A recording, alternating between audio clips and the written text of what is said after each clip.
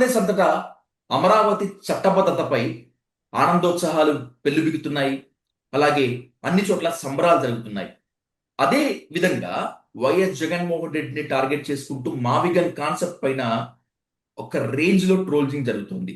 అయితే అమరావతి అనేటువంటిది ఖచ్చితంగా అవినీతికి భాండాగారం అని చెప్పి జగన్మోహన్ రెడ్డి చెప్తుంటే, అమరావతిపై రాజధానిపై విద్వేషం కారణంగానే జగన్మోహన్ రెడ్డి తన ఆ, ఆ, తనకున్నటువంటి అక్కసును వెళ్ళగక్కుతున్నారని చెప్పి అంటున్నారు కూటమి నేతలు. సో ఓవరాల్ గా ఈ అమరావతి పైన, అమరావతి నిర్మాణం పైన మాట్లాడదాం ప్రముఖ పొలిటికల్ అనలిస్ట్ కేఎస్ ప్రసాద్ గారితో.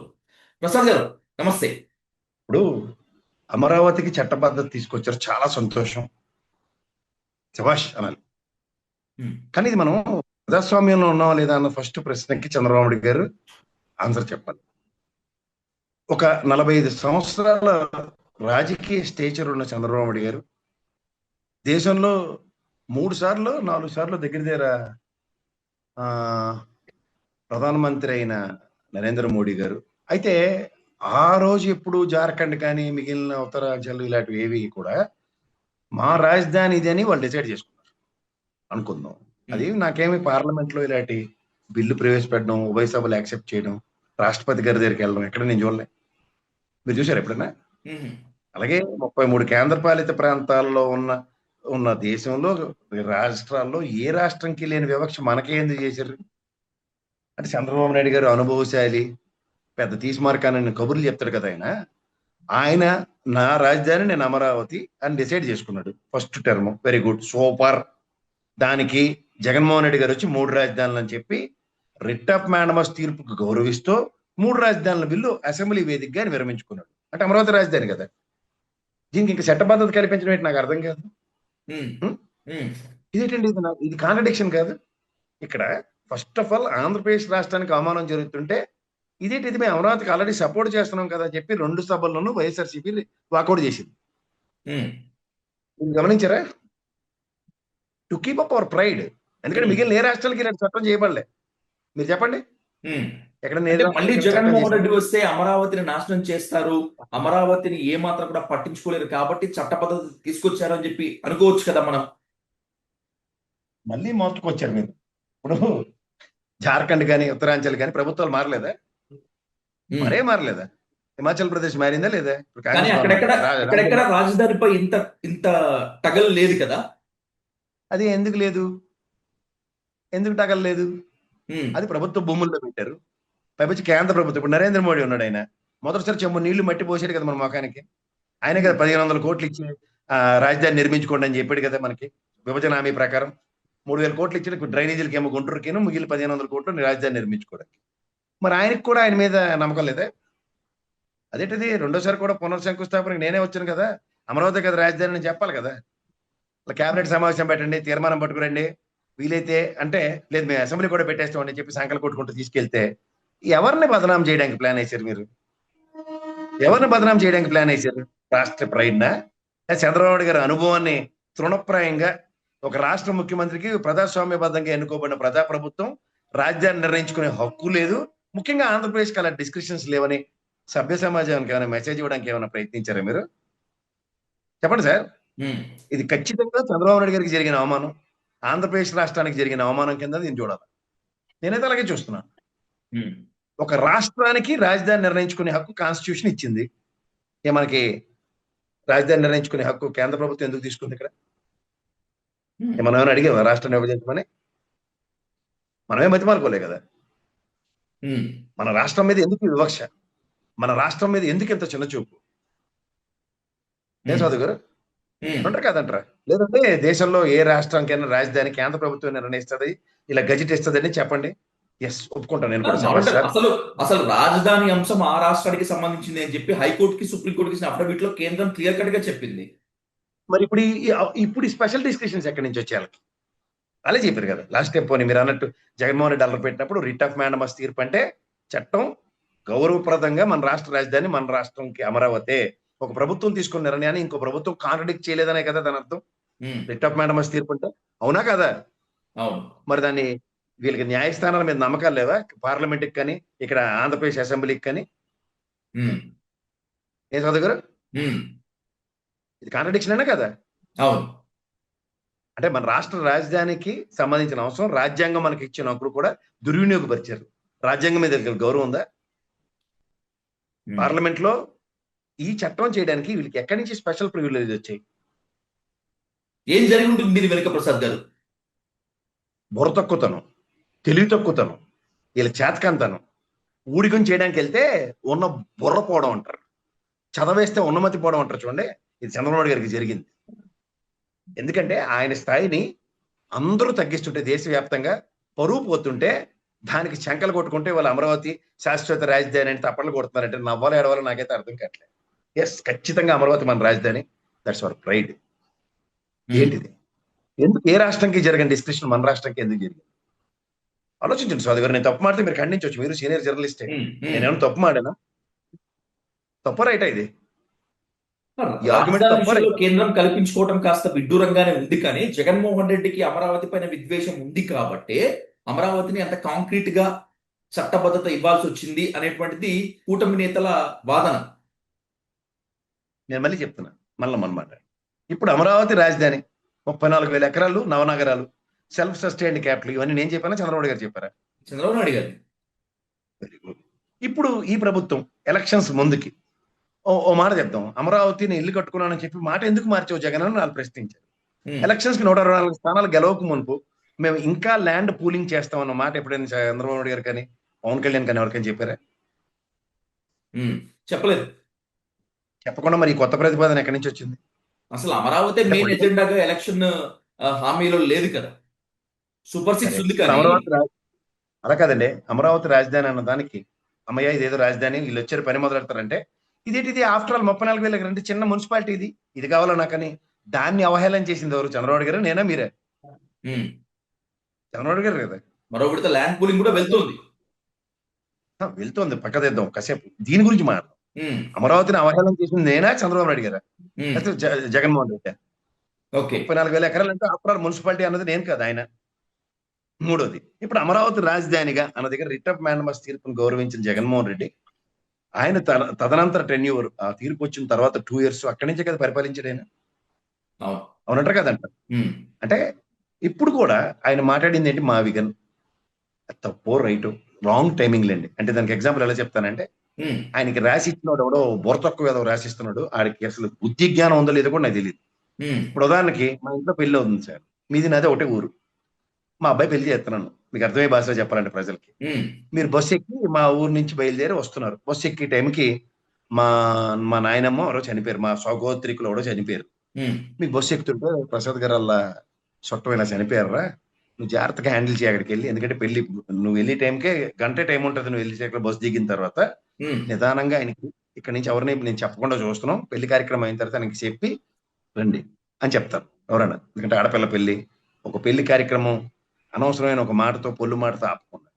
ఇది జగన్మోహన్ రెడ్డి అనే వ్యక్తి కనుక మావిగన్ అనే మాటని ఈ 2 సంవత్సరాలు బట్టి ఆల్రెడీ బ్రహ్మాండమైన ట్రాప్ వేసాడు. ఇలా చక్కగా ఇలా పిరమిడ్ పేర్చినట్టు పేర్చుకుంటూ వచ్చాడు జగన్మోహన్ రెడ్డి. ఏమని? ఈ చంద్రబాబు నాయుడు గారు వీళ్ళు చేస్తున్న ఈ పనికిమాలిన పనులన్నింటినీ ఎండగట్టి ఆయనకి ఎవరో ఆయన ఇంట్రోవర్ట్ కింద తయారు చేశారు చంద్రబాబు నాయుడు జగన్మోహన్ రెడ్డి గారిని. ఎందుకంటే ఆయన మాట ఇస్తే మడం చెప్పరు. అలాంటి వ్యక్తిని మాట్లాడకుండా చేసేవాళ్ళు ఎవరంటే తెలివి తక్కువ మేళని చెప్తారు. ఆయనకి ఏవో పర్సనల్ గ్రెడ్జెస్ ఏవో ఉన్నాయి. తర్వాత తెలుగుదేశం నుంచి ఏమైనా కోర్టు ఆపరేషన్ నడుస్తుందేమో డౌట్ గా కూడా ఉన్నాయి. ఇప్పుడు ఆయన మీద ఎన్ని అభియోగాలు మోపబడ్డాయి. రుషికొండ ప్యాలెస్ మీద అభియోగం, రంగుల మీద అభియోగం, అలా ఏ విషయమైనా సరే ఆయన బెంచ్ సర్కిల్లో కుర్చీ చేసుకుని ప్రెస్ మీట్లు పెట్టాలి. ఏమరా తకరాలు పడతానరా, ఏం చేస్తారా నా విషయంలో. అలా ఆయన్ని సెల్ఫ్ డిఫెన్స్ మోడ్ లో 2020 మ్యాచ్ కి రాహుల్ ద్రావిడ్ని సెలెక్ట్ చేసి డిఫెన్స్ ఆడమన్నట్టే ఉంది మీరు గమనిస్తే. ఇప్పుడు ఈ విషయం మాట్లాడదాం. మావిగన్ అంటే వీళ్ళు వెనకాతలు ఇంకొక 140,000 ఎకరాల దగ్గర ఎక్విజిషన్ ప్లాన్ చేస్తున్నారు కదా. ఇప్పుడు నేను మీకు అర్థమయ్యే భాషలో చెప్తాను. సైబరాబాద్ ఉంది, ఇప్పుడు ఫైనాన్షియల్ డిస్ట్రిక్ట్ ఉంది. ఈ 2 క్యాపిటల్లో ఉన్నాయా, హైదరాబాద్ ఆరిజిన్ లో ఉన్నాయా? క్యాపిటల్ అయితే కాదు కదా, హైదరాబాద్ లో ఉంటారు, అవునా కదా. 180 కిలోమీటర్ల అవుటర్ రింగ్ రోడ్ ఉంది 7 జిల్లాలను కలుపుతూ. హైదరాబాద్ అవుటర్ రింగ్ రోడ్ అంటారా, లేకపోతే హైదరాబాద్ రాష్ట్ర రాజధాని అవుటర్ రింగ్ రోడ్ అంటారు? చెప్పండి. ఇప్పుడు ఒక డెవలప్డ్ యాక్టివిటీ వాళ్ళు పెట్టిన పేరు ఏంటంటే అమరావతికి పీపుల్స్ క్యాపిటల్.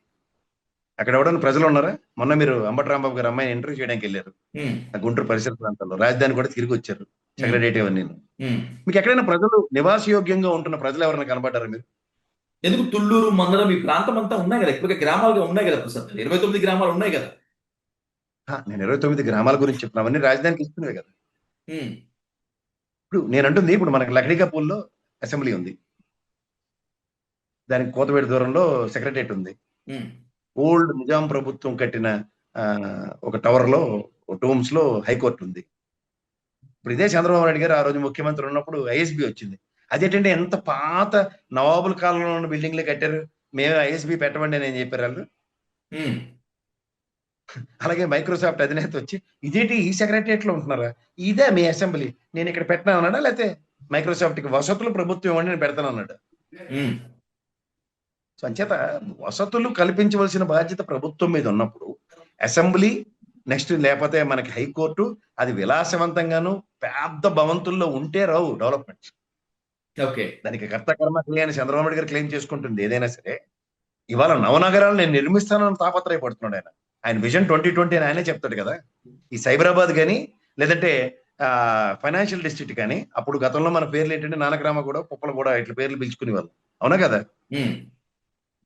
ఇప్పుడు అవి ఏ విధంగా పరివర్తన చెందే, ఫైనాన్షియల్ డిస్ట్రిక్ట్ కింద అభివృద్ధి చెందేది, ఒక జిల్లా కింద లేదంటే ఫైనాన్షియల్ డిస్ట్రిక్ట్ అంటున్నారు, అలాగే సైబరాబాద్ అంటున్నారు. కానీ అలాగే మనకి జంట నగరాలని పేరు కూడా ఉంది కదా. సికింద్రాబాద్ నిరోజన మీరు క్యాపిటల్ అన్నారా? ఉమ్. అన్నారా? అనలేదు. అన్ని తెలిసి చంద్రబాబు నాయుడు గారు క్యాపిటల్ ఆరిజిన్ అంటే బౌండరీస్ ఏమి సార్, దేనికి ఏ డబ్బులు మీరు ఖర్చు పెడుతున్నారు? ఇప్పుడు కేంద్ర ప్రభుత్వ సాయంతో కట్టుకోవాల్సిన రాజధానిని మనం ఎందుకు డబ్బులు వెచ్చిస్తున్నాం? ఇప్పుడు దగ్గర దగ్గర 14 నుంచి ఈ రోజు దాకా దాని మీద దగ్గర దగ్గర 8,000 కోట్లు ఖర్చు పెట్టారు.